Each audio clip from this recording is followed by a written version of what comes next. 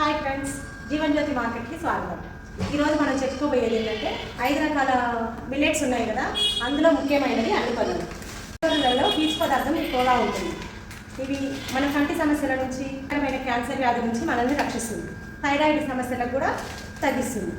ఈ అల్లిపల్లని మీరు ఉదయం తినాలనుకుంటే సాయంత్రం నానబెట్టాలి, సాయంత్రం తినాలనుకుంటే ఉదయం నానబెట్టాలి. మినిమం 8 అవర్స్ నానబెడితే పోషకాల విలువ బాగా పెరుగుతుంది. ఈరోజు అండుకొర్రలతో ఒక రెసిపీ. అండుకొర్ర కుడుములు.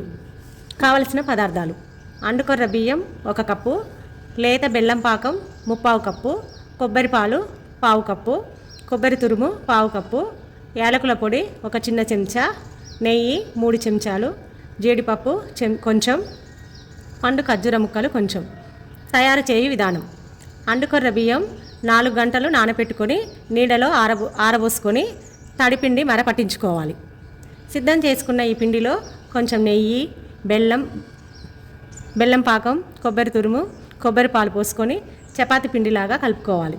ఈ పిండిని ఉసిరికాయంత పరిమాణంలో ఉండలు చేసుకొని మధ్యలో జీడిపప్పు, ఖర్జూరం ముక్కలు పెట్టి మరలా గుండ్రంగా ఉండల్లాగా చేసుకొని ఇడ్లీ పాత్రలో 15 నిమిషాలు ఆవిరి పట్టుకుంటే కమ్మని అండుకొర్రలు కుడుములకు తయారవుతాయి.